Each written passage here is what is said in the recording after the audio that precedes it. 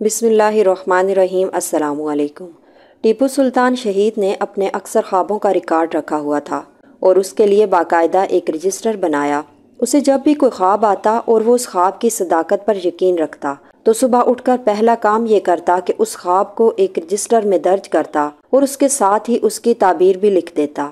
ہر انسان اپنے خوابوں کو چھپاتا ہے، یہ شاید اس کی فطرت میں داخل ہے یا کوئی جبلی جذبہ ہے۔ بہرحال سلطان نے ان خوابوں کا ذکر اپنے عزیز ترین دوستوں سے بھی کبھی نہیں کیا اور رجسٹر تو وہ اپنے بستر میں چھپا کر سوتا تھا۔ تاریخی شہادت۔ لندن کی انڈیا آفس لائبریری میں ایک عجیب و غریب مسودہ محفوظ ہے۔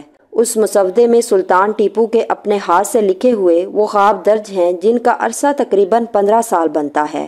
مئی 1799 میں جب سرنگا پٹم میں سلطان ٹیپو کو شکست ہو گئی اور وہ شہید ہو گیا تو اس کے محل کی تلاشی لی گئی۔ اس تلاشی کے دوران اس کی خوابگاہ سے ایک رجسٹر برآمد ہوا جس پر سلطان کے اپنے ہاتھ کے لکھے ہوئے خواب درج تھے۔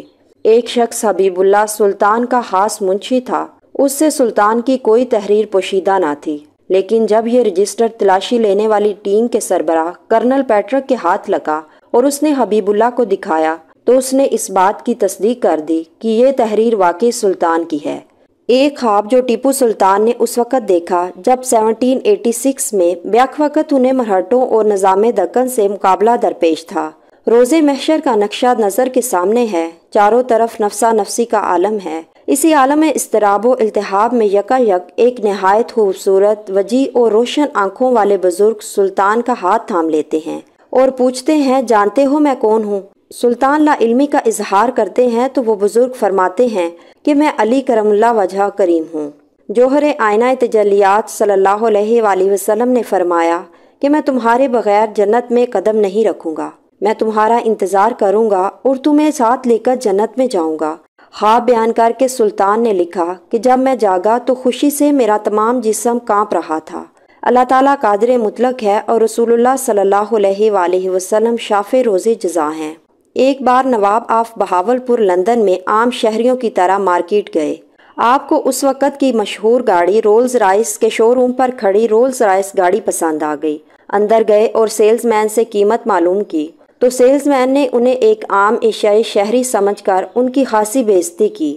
نواب صاحب واپس ہوٹل آئے اور اگلے روز پورے شاہی ٹھاٹ کے ساتھ ملازمین کی ایک پوری فوج لے کر اس شو روم پر گئے اور وہاں موجود 6 کی 6 رولز رائس گاڑیاں خرید لیں اور ملازمین کو کہا کہ ان گاڑیوں کو فوراً بہاولپور پہنچا کر میونسپل کمیٹی کے حوالے کر دو اور ان سے شہر کا کچرا صاف کرنے اور کچرا اٹھانے کا کام لیا جائے۔ اور واقعی ایسا ہی کیا گیا، یہاں تک کہ پوری دنیا کے اخبارات میں یہ بات پھیل گئی اور رولز رائس کی مارکیٹ ڈاؤن ہونے لگی۔ رولز رائس کا نام سن کر لوگ ہنستے ہوئے کہتے تھے کہ یہ وہی ہے جو ریاست بہاولپور میں شہر کا کچرا اٹھانے کے لیے استعمال ہوتی ہے۔ کچھ عرصے بعد رولز رائس کمپنی کے مالک نے خود بہاولپور آ کر نواب صاحب سے معذرت کی اور 6 نئی رولز رائس گاڑیاں بھی بطور تحفہ دیں اور درخواست کی کہ گاڑیوں کو اس گندے کام سے ہٹایا جائے۔ اس درخواست کو نواب نے منظور کر لیا۔ ان 6 نئی گاڑیوں میں سے ایک گاڑی نواب صاحب نے قائد اعظم کو تحفے میں دی تھی، جس کو قائد اعظم کافی عرصہ تک استعمال کرتے رہے۔